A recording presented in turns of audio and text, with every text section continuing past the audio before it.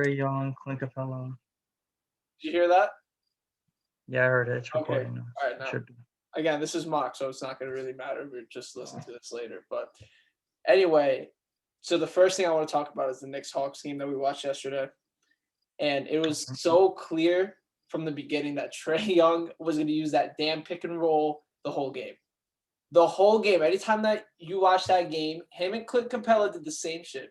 Clint Capella comes in with the screen and it's a pick and roll. And when you have Nerlens Noel out there, if he steps up on him, Trae Young's just gonna blow right past him, right? Because he's too I quick. don't.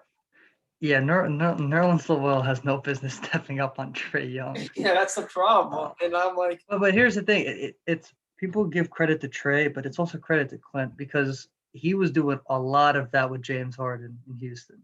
that's Like true. that, Yeah, but he has a lot he of. was doing a lot of that in Houston. Like that was a very underrated duo. Nobody was talking because it was Chris Paul and James Harden. So nobody talked about Clint Capella, Yeah, but Clint Capella was. There were games where he was getting you like 20 and 20, like it was like nothing. and look, He's a really highly underrated player. oh for So sure. like he's got he's just really strong. He's good at rebounding the ball. He's good at boxing out, and he's just he knows when or what the point guard is doing at all times.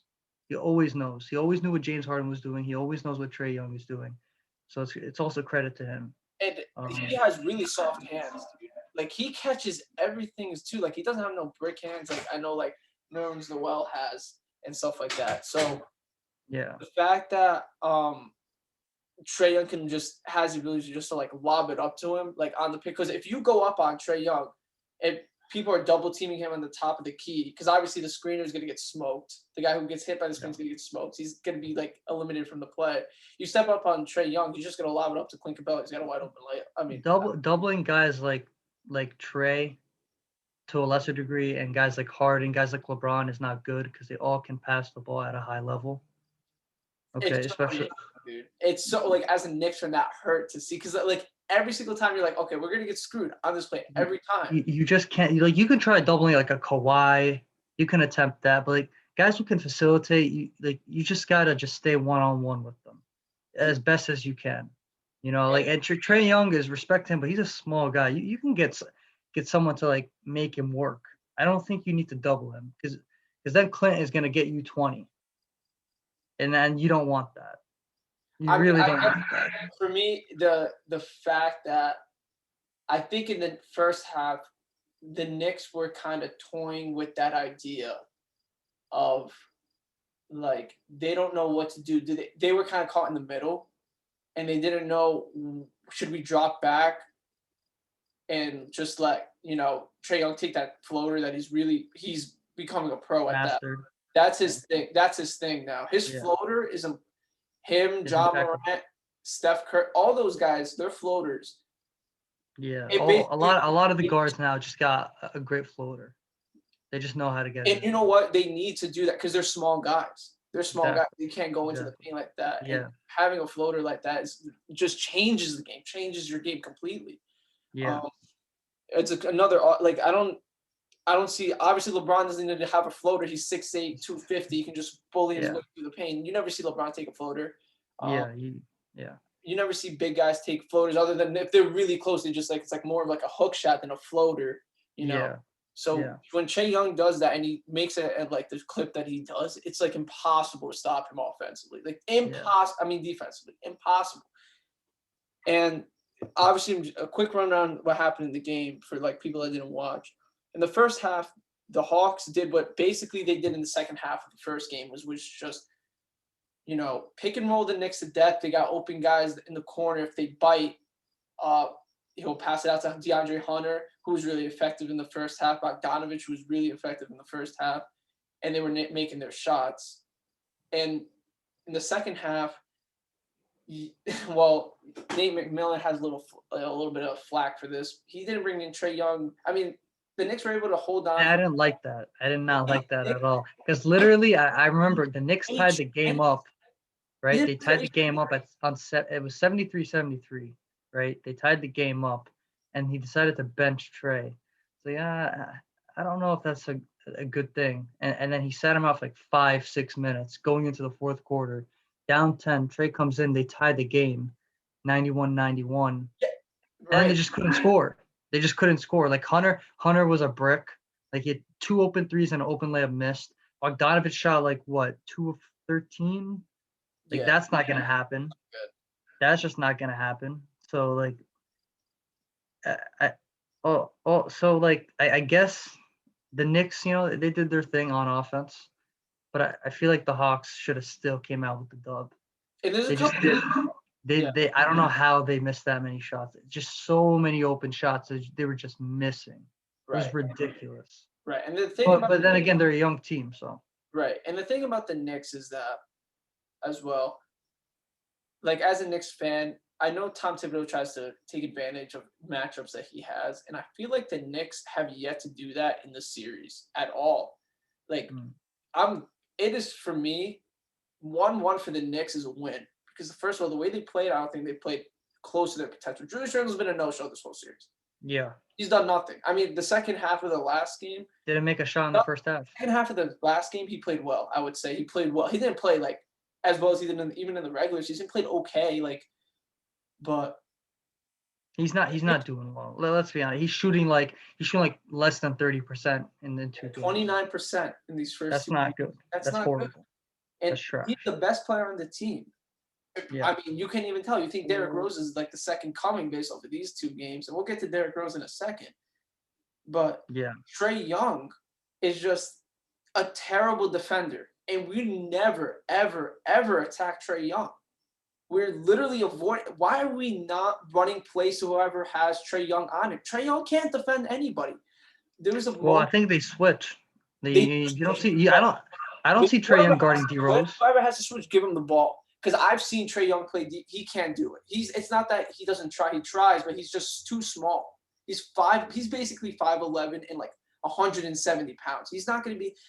In the first game, there was 3 possessions in a row where Trae Young got a switch on RJ Barrett. They give the ball to RJ. He backs Trae Young in, and he scores 3 times in a row.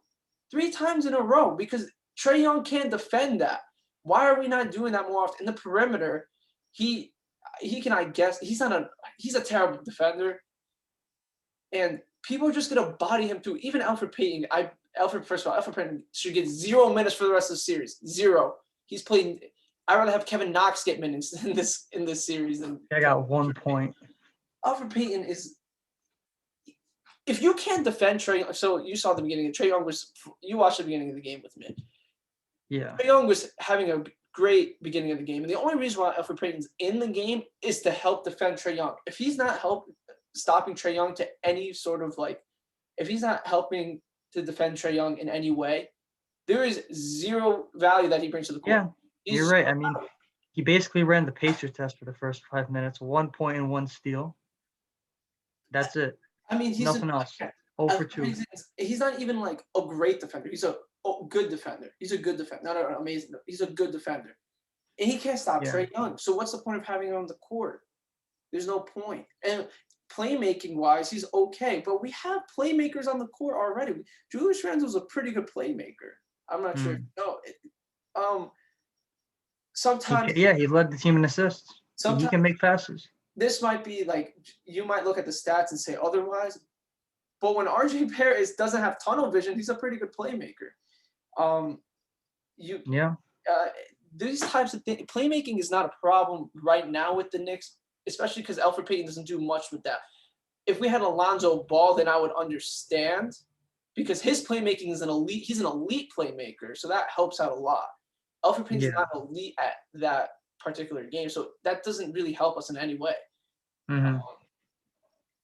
So again, going back to that, I have also in the first half, I think RJ Barrett made 3 threes in the game, and if it wasn't for his 9 points, I know it's just 9 points, but in the first half, the Knicks would be down by 20. He was aggressive to begin the game. You watched it. Yeah, RJ Barrett was the only one that was making the shots early on. He scored their first 6. He scored their first 6, and I think he had either 10 or 13 9, points. And he had 13 in the game. He didn't play the second half that much. But Yeah. I think in the end of the first half, he had like 9 or 10 to end the half. If it wasn't for that and him and D Rose, we would be getting blown out, just blown out the door. Because Julius Randle, what do you have? Did he have a single point in the first half? 2 points from the free throw line, I believe. 2 points. Like, what is that? Nerlens Noel's not going to get you anything. Alfred Payne's not going to get you everything. Reggie Bullock and Alec Burks. Alec Burke, but to be fair, your others also didn't really shoot well, and you still won. Like, Quickly shot 2 of 9. Yeah, quickly. Burke shot 4 of 13. So it's like, if you tell me that the Knicks were going to play this bad offensively the first 2 games, I'd be like, we're down 2-0. yeah. We're down 2-0 because no. Well, other than honest, like, I mean, if Bogdanovich hits just one, or 2 threes, he shot 2 of 13. If Gallinari doesn't go 2 of 9, shot 2 of 10. Gallinari shooting 2 of 10. That's not gonna help you at all. No, So, and again, it really seems like the Atlanta Hawks not only. It's not that they can't get open shots when Trae Young's off the court. I feel like they do, but I feel like they don't get. They're not confident when he's not out there. I don't know what it is. I mean, obviously, you're going to be probably contested more if you don't have Trae Young on the court because Trae Young, I think, so in the second half, obviously, to go into the Knicks defense, they on the pick and rolls, they just collapsed on Trae Young and they were like, "You can throw the ball away. Just throw it. We're gonna make you just pass the ball to any. You're not gonna beat us. You're just not." And it worked. And going into game 3 is gonna be interesting to see when they're gonna do that. If they're gonna implement that early, or they're gonna do that later in the second half, like they did here. But if you ask me, yeah, the Hawks shot themselves out of the game. And this is the problem with 3-point shooting teams like the Hawks. They don't hit, they're gonna lose the game like that. They let the Knicks go on like a crazy third quarter run. I mean, were you watching the game in the third quarter? They were dead in the water. The Knicks had no shot. Like they were getting smoked. And then they just went on the run. The fans went crazy. And MSG was crazy, yo. MSG is nuts. I want to go to game 5, but I don't know if the money's in the works for that. But MSG is really crazy, and that helped out a lot. Was John Collins guarding Julius Randle, like when they were both out there? Right, he was guarding him. I think what they were doing was they were more like double teaming Julius Randle and trapping him more. So John Collins was guarding him, but I think Bogdanovich came in and helped him a lot on like the doubles, if I remember correctly. Could be somebody else. Maybe it was DeAndre Hunter who was helping it. I love DeAndre Hunter. I think he's awesome. I think he's a great player, but his second half was not good. Well, John Collins was in foul trouble, only played 15 minutes, had 5 fouls, had 0 points. Oh my. John Collins became a liability in this game. He was becoming very much a liability. I keep looking at this box score and I keep seeing a bunch of holes. John Collins scoring 0 points when he averages 17 a game. And when you watch the game, you're like, where the hell is John Collins? John Collins sometimes is their second, third best player on the court. Yeah. Sometimes. And you see Bogdanovich shooting 2 of 13, and then you see Gallinari shooting 2 of 9 from 3. Right. Yeah, you guys had no business winning this game. The Atlanta shot themselves in the foot. No, they did. They really did. Thank God for the 8 minutes that Nate McMillan kept that man on the bench, because if he played 40 minutes, we were not winning this game. Yeah. We were not. And I think that's the so it's going to be weird. There's a couple of things that you can talk about for like the next game. For sure, I know this for sure. McMillan is not going to play Trae Young 36 minutes again. He's going to play him 40 at least.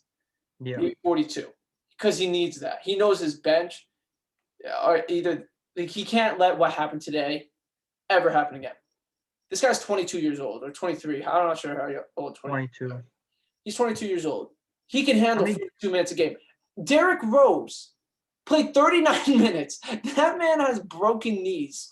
Derrick Rose is – there was a – oh, yeah. And again, Derrick Rose was unstoppable. He was unstoppable. They could not – his mid-range shot and his jumper is so much better than when he was in Chicago or any other spot. He's becoming Yeah. unbelievable shooter. Damn shame that he got hurt.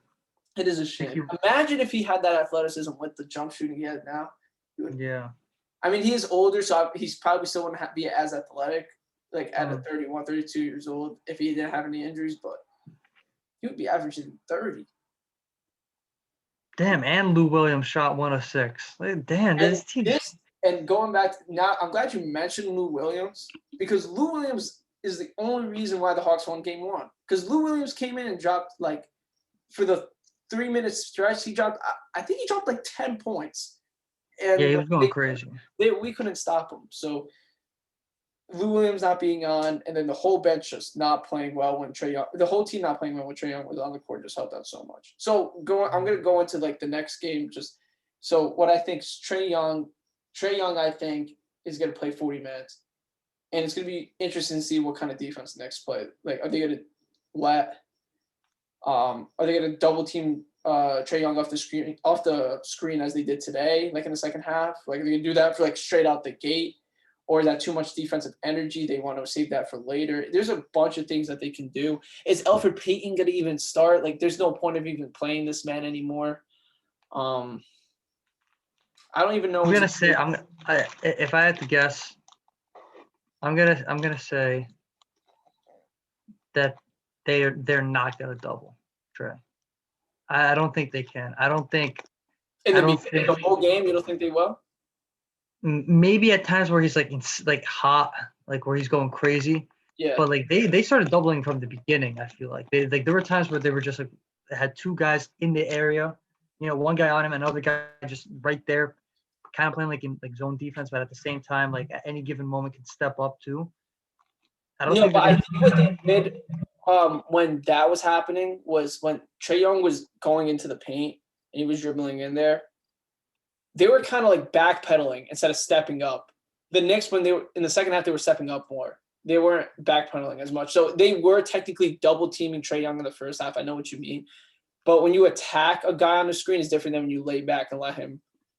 They were more protecting the rim and like making sure he doesn't get past them in the first half. In the second half, they were like, you can try to get past us, but we're gonna attack him from the beginning. It's a little different. Yeah. If you attack, I mean, it works if the others can't get anything done. That's true. That's what it's gonna come down. The double works, and that's why they won. They doubled. I just named a bunch of stats. Danilo, yeah. Bogdanovich 2 of 13 from 3. Lou Williams 1 of 6. Gallinari 2 of 10. I don't think that's going to happen again. You're right, but I just don't think so. Like, I could say that, but I could also say, even though it's happened the first 2 games, is Julius Randle going to play this bad the whole series? Is he really? Like, I just don't think he will. He's just gotta have to play better. Like, right? He's just going to have to play better. There's no way he can play worse than this. He's been playing really bad. It's not just. I mean, I honestly don't know because he's nervous. He's nervous. You could tell. He's literally one of the plays. He was trying to drive in on Bogdanovich, and he runs out of bounds. Like his foot. Like, how are you gonna let a guy like Bogdanovich push you out? Like that, you're too big. No, you can't let a guy like Bogdanovich push you out. Right, that's true too. Right, so like he's clearly like kind of not like 100% mentally there. The crowd, it's playoffs. I think it's his first playoff series. So it's. Did you see the final 5 minutes of the game at all? Like the final 5 minutes, who was out there for the Knicks? You saw who was out there? Derrick Rose, Reggie Bullock, Alec Burks, Julius Randle, Taj Gibson. Bullock made some big shots. Oh, he was huge. He was so big. If he didn't, he didn't just attempt the threes. You know what he did? He did a little sidestep before taking a couple of threes, and he nailed them, which was good. Yeah, he would miss a three. They would get the offensive rebound. Taj Gibson would get the rebound. Taj Gibson was disgusting. He was just going over. He made Clint Capella look like he was 45 years old. Yeah, it was pretty crazy. Yeah. Taj Gibson had a pretty good game for his age. Played 30 minutes. Yeah, he almost went into cardiac arrest out there. This man's like 38 years old. Yeah. Yeah, I was prepared in the third quarter. I was like, once they were up by like 16, I was like, fourth quarter, we're about to see some Theo Pinson minutes, some Kevin Knox minutes, some who else was on the bench? We're gonna see some bad. I thought we were just gonna get blown out. I thought it was over. Yeah. So That, that's basically it for that series. We'll see what happens in Game 3. I mean, it's clear that the Knicks have not even near as much talent as the Hawks. well, you're forgetting about one other thing about that. The big news in that series last night. Obi? Trae Young. Yeah, Trae Young got spat on. Oh, Trae? Yeah, spat. What's going on with the Knicks? They make it to the playoffs for the first time in a millennium, and now they don't know how to act. We don't associate with fans like that. We let that guy by himself, okay? We don't associate fans like that. Right? We don't respect that here in New York, okay? New York, you're gonna have a couple bad apples in the Big Apple, but Yeah. That's a shame. That should never happen. That guy should be banned for life. Should return. Same thing with the Russell Westbrook guy. The guy that threw popcorn on Russell Westbrook. You think they should be arrested? People saying arrested. I don't know. That's kind of extreme. I mean, he's like, can you apparently spitting his battery. Didn't know that. So that's an arrest. Yeah. And then throwing something at someone. I think it's more stakes, especially if they're like a professional entertainer. If you're in their bill, I'm sure that you can be arrested for it. Yeah. Anyway, we'll see what happens in Game 3. I'm sure. If I'm gonna guess, if the Knicks go 1-1 here, you take it and you run, and you let the next three. You make the next 3 games, because I honestly feel this last point, and then we'll move on to the Bucks Heat. The longer the series goes on, the better advantage it is for the Knicks, because their physicality is going to get to the Hawks once it gets to Game 7. I feel that. I feel like if this goes to Game 7, the Hawks are going to be dead. And the Knicks have been used to physicality the whole. And in Madison Square Garden, that's not. You don't want that. They're not going to. I have believe if it goes Game 7, the Knicks are winning, and I'm going to put a lot of money that that's going to happen. Yeah, it's a lock. Yeah. All right, so we want to talk about Bucks Heat here. I mean, there's not much to talk about in this series. The Heat have given us nothing to talk about. No. There's a lot that I got a problem with these clowns. I got a problem. Okay. I got a lot of problems. Okay. Jimmy Butler. Let me pull up this clown's stats. Because apparently after the finals, he was supposedly a top 10 player. To give everyone a perspective, in the league. We kind of didn't watch the games as much as we should. We were at the park. We saw the first game we should have watched. I don't know. That was an amazing game. We saw Chris Middleton's fadeaway shot. Giannis didn't have a great game. No one really had a great game for anyone that day except a couple of the role players. But Chris Middleton he made that shot, and they needed that. That seemed like a mental block for them because they wrecked them in Game 2. They smoked them. It wasn't even close. And from the jump, it was 46-20 at the end of the first quarter. I mean, it was an ass raping. It was bad. So as you pull up the stats here, it's pretty obvious. I mean, look at this. Okay, go ahead. 422 in Game 1. This man played 46 minutes. I know they went to overtime. Yeah, probably played all 5 minutes. I don't know how bad he's playing. We should talk about Jimmy Butler and how bad he's playing. 422. I mean, Julius Randle's excused. His first playoff series. Inexperienced. This guy went to the finals last year. I recall people saying he might be a superstar, possibly top 10 player in the league. That's what I was hearing. Right. 40-something point triple-double, beating LeBron James in a Game 5. All of that. And now 422? Really? He was started by Giannis. 422. Started by Giannis, though. Giannis is making it real hard for him. He's been switched out to Giannis a lot. I mean, it's still inexcusable because Giannis isn't. And this is why Jimmy Butler doesn't play well with Giannis on him. Jimmy Butler is not a great perimeter scorer, right? He's not really known for his shooting he can't shoot threes. No. He's like a 25%. And his mid-range is okay, right? It's not amazing. He's more of I guess he's kind of a driver. I guess he's a pretty. Actually, you know what? I'm gonna give him this. He can get mid-range. He's a good mid-range shooter. I might have underestimated his mid-range shot. Giannis is he's not a great perimeter defender. And since Jimmy Butler can't shoot threes, where is Jimmy Butler's offense going to be predicated inside the three-point line? That's where Giannis thrives as a defender. So if you put Giannis on Jimmy Butler, he's gonna sag off him and gonna be like, okay, you can take a three anytime you want, but you're not coming into the paint because I'm gonna block any shit that you throw up. Give up. So Jimmy Butler, I'm not gonna say he has an excuse, but as a defender, Giannis might be the perfect guy to defend him. Yeah. You put Brook Lopez on him, Jimmy Butler's gonna blow by him. You put Middleton on him, I just. But he's also been very passive. Really physical, and you might just body Middleton too. I mean, it's not like Middleton's not strong, but I just feel like Jimmy Butler's a lot more physical than Chris Middleton. Drew Holiday might be a little bit too small, but you never. I mean, but Drew Holiday's a good defender, so you never know. And that I don't think they've really tried that much in the series. But if you put Giannis on him, you're basically telling him you better shoot this pill, and if you miss, if you shoot the three, we'll live with it.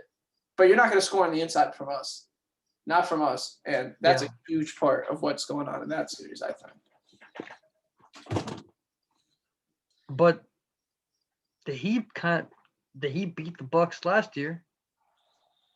I think what they did last year was they didn't put Giannis. I think Giannis said that he wasn't going to defend them, or because Budenholzer didn't want him to defend him, which I think is so dumb.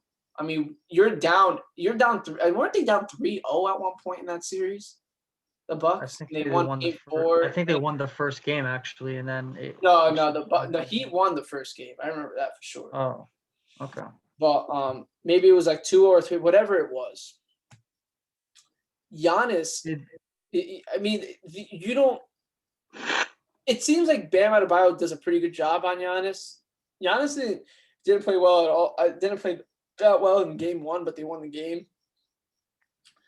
But the Heat have no offense going for them right now. Bam and Jimmy they're in jail right now. They're getting locked up. Yeah, Duncan Robinson, the next second coming of Klay Thompson, apparently. Whoever said Duncan Robinson is not the second. He can't play. He is a terrible defender. Talk about terrible players. Tyler Hero, the savior. Tyler Hero, where is he? Oh, wait. MIA. Yeah, that's what I thought. Who would have thought? Bench playing garbage minutes in the fourth quarter. Yeah. And what was that? What's it called? The report that they said they weren't willing to trade Tyler Hero. James Harden. Yeah. That to me is so frustrating. They said fans and people in the organization were saying that James Harden wouldn't fit the environment. They were worried about him like messing up the chemistry apparently. Because apparently James Harden's a bad guy all of a sudden, you never heard a word come out of his mouth. How long has he been in the league? A decade? Apparently this year he's a bad guy. Apparently, he's a bad guy all of a sudden. Right. So he's so bad to the point that Tyler Hero isn't worth trading for. Like, you can't trade Tyler Hero away for James Harden. That's how bad James Harden was. Apparently that's the case. I don't know why. But looking back on it now, if you could go back in time and give away Tyler Hero and Duncan Robinson, get James Harden, you would do in a heartbeat. And I'm not saying that the Sixers should have not done it, because maybe they should have, but at least they have more of an excuse to not give up Ben Simmons. Like, Ben Simmons is Ben Simmons. But even then, I'll be honest. Even then, if they lose to the Nets, which is probably what's going to happen, let's be honest. They should still be blamed for it, because the reason why the Nets have a chance to dominate the next couple of years is because the Sixers didn't think it through. Had they actually said, you know what, let's trade Ben Simmons to the sorry Rockets that aren't going to do anything anytime soon, and we can get James Harden with Joel Embiid, but no, we're going to take Ben Simmons, who can't shoot outside of the paint, with Joel Embiid, and let James Harden go play with Kevin Durant and Kyrie Irving. Yeah. They allowed that. That's true. So they made it harder on themselves. They're trusting their guy. You go ahead and trust Ben Simmons, but James Harden's only like a three scoring titles MVP. Can get at least 20 points, unlike Ben Simmons. But you live with that. Like, and they're saying, well, Ben Simmons plays defense. Defense is great, but when it comes to like those scorers, No, That doesn't matter. It doesn't matter. because Who cares? Okay, Ben Simmons, who's he going to lock up? Who's Ben Simmons going to lock up? James Harden? Okay, you locked up James Harden. KD is probably my best guess. I'm not sure who else he would defend. Go ahead, lock up KD. You let Kyrie and James Harden have fun. Okay? Like, They got Matisse Thybulle. They'll probably put him on James Harden, but who's going to he's guard? Thibault. He's good. Yeah. He's a really good defender. He's a good. I'm sure he is. But he's not easily not going to guard James Harden. I'm sure he is. You know, like, I'm not. I don't know him too well. Maybe he is, but James is a pretty good guy. You know, he's a pretty good player. That's So that's true. But and also let's just throw this out there now since we're here. Like, let's have a hypothetical. I don't know. I think the report was they did offer Ben Simmons to the Rockets, but the Rockets wanted Ben Simmons and like 6 picks, like on top of that. And personally, that's a lot. That is a lot. I mean, it's James. That is a lot. That's your future. But Joel Embiid, arguably the best center in the league, James Harden, who's still playing his best basketball. You got a good chance to win a couple rings. It's the best 2 guard for sure. Yeah. He might play point guard too. I mean, you can class whatever he point is. Guard, 2 guard, don't matter. He's James Harden with Joel Embiid. Right. He's the best scorer in basketball. It's over. It's over. Yeah. I mean, respect to Kyrie and KD. Respect if Kyrie and KD were by themselves, they would get far. Who's stopping Joel Embiid in the paint? And then you got James Harden facilitating. Oh no! Oh no! No. Oh, by the way, if the Nets, the Nets are going to blow past the Celtics, obviously. Now the Bucks. It's a wrap. That series is a wrap. We're never going to talk about Habib's a Celtics. We're not going to talk about that. It's just a waste of time. Let's be honest. Just not even talk about it. You might as well just sit out Jason Tatum. No, they might as well put in Tremont Waters. Like, I'm being dead serious. Like Tremont Waters and Carson Edwards, get them minutes. Taco Fall. I know that they're not any part of any future. Just put them in there. It's not worth it. It's just like I'm really convinced that we should fire Brad Stevens. This man just always underachieves as a head coach. You can't say that. He didn't do that. Dude, he's not good. He's respectable. I get it. He's respectable. But what you don't understand is that he's a floor riser, but he doesn't. You know what I mean? Like, if your team's bad, he can make them better. But if your team's really good, I'm not sure how much better he can make that team. If you know what I mean. He's not a championship. Yeah. Okay. So we want to win a championship. We've been to a couple conference finals. We've been to 3 in the last 4 years. Can't win. We were up 3-2 against 2018 against LeBron and the Cavs, which I'm convinced we could have beaten that team. Respect to LeBron, but that team that LeBron had was sorry. They were bad. We could have beaten that team, but we couldn't win Game 6 and we couldn't win Game 7. Following year, we had no answer, 0 answer to the Bucks. The following year after that, what happened? You guys lost to the damn Heat. You guys were better than the Heat. Like, talent-wise, you're better than the Heat. We played awful in the second half of games. So bad. We played awful. So bad. Hell, we almost choked against the Raptors when we were up 2-0 against them. And you guys were 10 times better than the Raptors. And that series went 7 games. So, he's been an underachieving head coach. I think we have talented players. We can win a championship. I don't know what else. If he goes and talks to Danny Ainge right now, or the owner, and they ask him, what can you do or tell me right now that will convince me that you will be a better head coach next year? What is he going to say? Nothing. This is who he is. He's a really good person. He's a respectable head coach. He's not awful. He's going to get another job in the league, no doubt. He's not. He's not like a bad coach, but he's not a championship coach. Not yet. The only way that man wins a championship is if he's on like a team that is led by LeBron. All right, or if he's the coach for the Nets. Okay, congratulations, you're a champion. I think you could put what's that guy? Yeah, I think you could put David Blatt as the coach of the Nets. And the Nets, they might win the chip. I mean, he won 6 with LeBron against the Warriors. Yeah, he did. Anyway, going back to the Heat, I'm not sure. So my point is, like, going back to the James Harden trade really quickly, like, just hypothetically, if Kyrie and Kevin Durant were still on the team and James Harden and Joel Embiid were together, that's a lot closer than what they have now because they don't. Yeah. And especially if they play okay, if the Nets beat the Bucks, in my opinion, they're gonna smoke the 76ers if they play in the conference finals. I think the Bucks is going to be tougher. That's what I'm saying. I'm saying I think It's going to be tougher. I think the Bucks are better than the Sixers. I think I agree, but why did the Bucks kind of why were they a bit slow? Why did they have a worse record? It's because they started off slow. Giannis started off slow. I think they noticed that the regular season still doesn't matter as much as the postseason, and Exactly. bitten in the butt. They kind of slowed it down. They were a bit slow in the beginning. Yeah. They're a bit rocky. They were losing games that they should have won. And even then, if you look at the standings, they were like 3 games behind the Sixers. Those 3 are basically identical records. 2 years ago, when they were 66-16, you can't convince me that 66-16 is better than this team right here because they got better players now. Yeah, Jrue Holiday now. Older DiVincenzo. They have a better.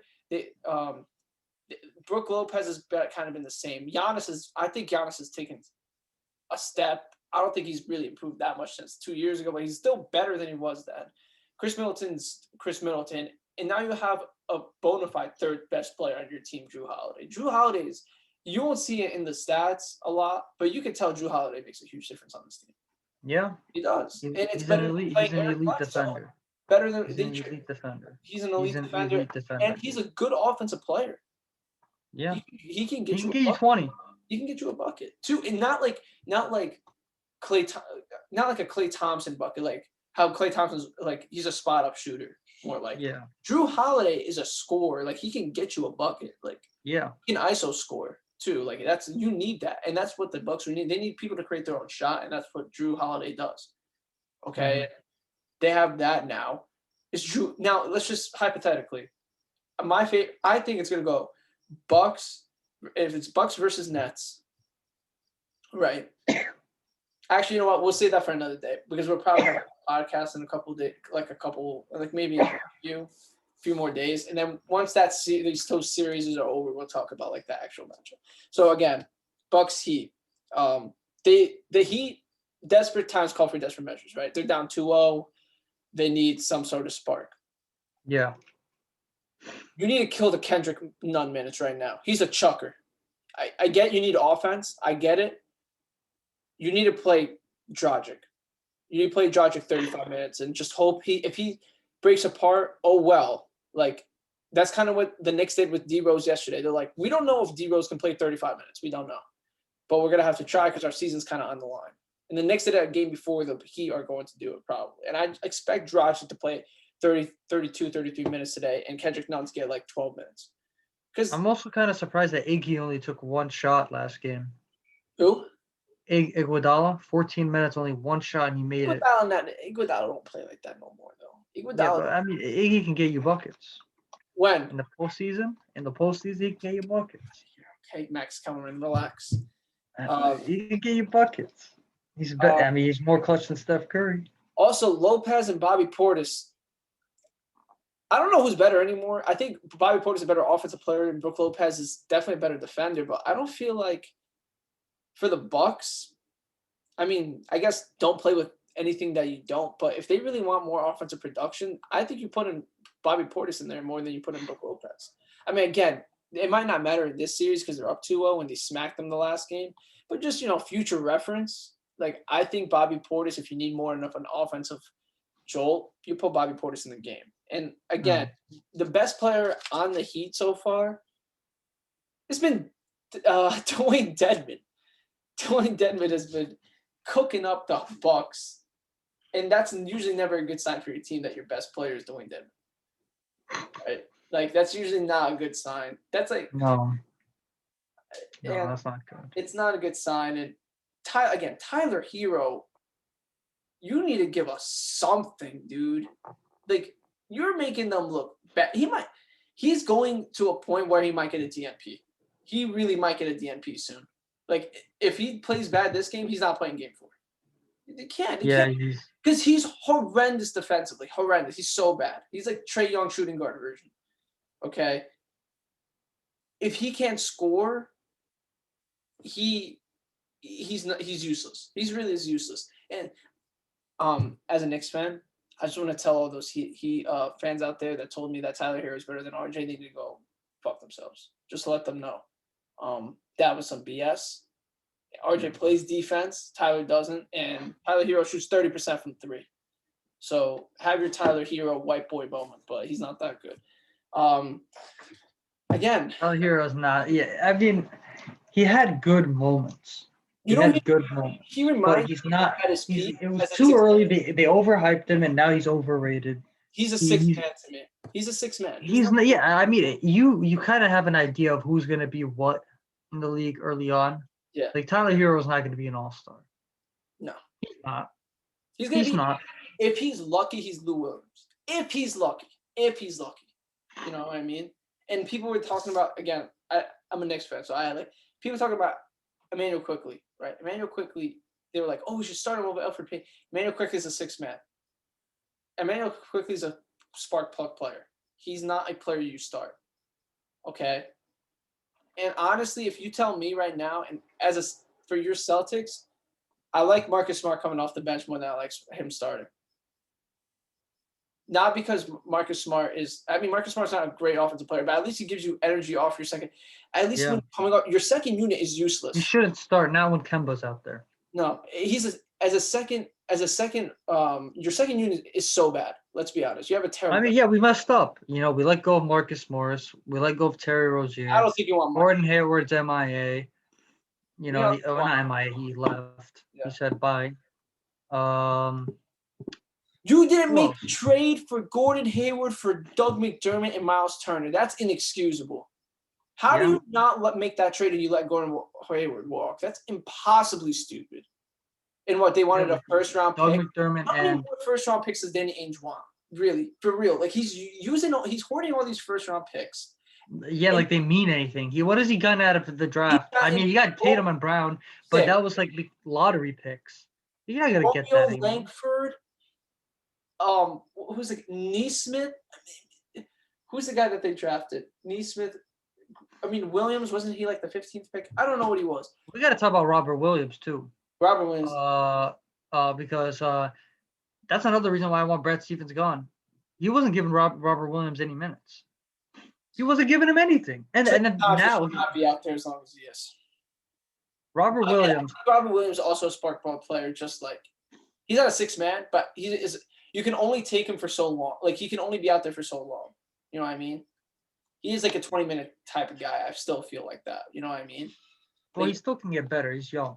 Yeah, I'm saying for now. For now. Just like this is what he is for now. But like before, he wasn't giving him anything. He was putting in Grant Williams. He doesn't even get minutes, really. Grant Williams, man. Grant Williams needs to go to the G League. That's what Grant Williams needs. All right. And also, the Celtics had a chance to get James Harden. Who did they have to give up? Jaylen Brown and Marcus Smart? That's true, too. I mean, it's where like it's kind of a little bit, kind of like the Sixers thing, where it's kind of a little bit excusable. But you also got to think about if he gets traded to the Nets, how much of a roadblock that is for you. That's the thing that people they didn't think about it. It's like, the rumors. KD likes this guy. Kyrie likes him. You know that the Nets are going to give up anything to get him because they're literally focused on to win now. Winning a championship. They just need one piece. That's it. You know, like, oh, the Nets are like, oh, we don't, like in the beginning, we don't want to give up our picks because the last time we did that, we got BS. This isn't 37-year-old Paul Pierce and Kevin Garnett. This is 31-year-old prime James Harden. It's completely different. And for me, Hamid knows this. Like, I wasn't a big fan. It's not like I didn't like that the Nets made it. I was like, is there enough balls to go around? Can they play good enough defense? And that was the thing that – and I know it's just the Celtics, and the Celtics offense it's spotty. It's spotty to say the least. They don't have the offense. So the offense is give the ball to Jason Tatum, give the ball to Kemba Walker, everyone else shoot threes, and then goodbye. It's funny because like a lot of these teams were talking about – how the offense is going to run on the Nets when they should have been talking about their own offense. That's true. Look at Boston's offense. You want to talk about a team that doesn't pass the ball and literally says, "Okay, my turn. Okay, my turn. Okay, my turn." It's the Boston. Yeah. Literally Boston. Tatum's like, "Okay, this possession's mine. Let me do my thing." Brick. Joe In Brown, game "Oh, one- let me do my thing." Brick. Kemba, "Oh, I'm gonna do my thing." Brick. No, you're And there was talking about the Nets. Oh, they're gonna do that. Well, yeah. Not only will they do that, they could do it better, and they also don't have to do that because they actually have a pure facilitator in James Harden. That's true. And then obviously the pickup of Blake Griffin was a heist, to say the least. Blake Griffin hasn't really done too much. He's good at what he does, but he's not like a heist. He's like okay. He's obviously nowhere near what he was. Like, he tricked them, man. He tricked the Pistons. All of a sudden, he goes to the Nets. He's flying and getting dunks, back-to-back dunks on Boston last game. Put guys in body bags. It looked like prime Blake Griffin out there. Yeah. James Harden lobbed into this guy. It made no damn sense. and also like really quickly, and we're end it here.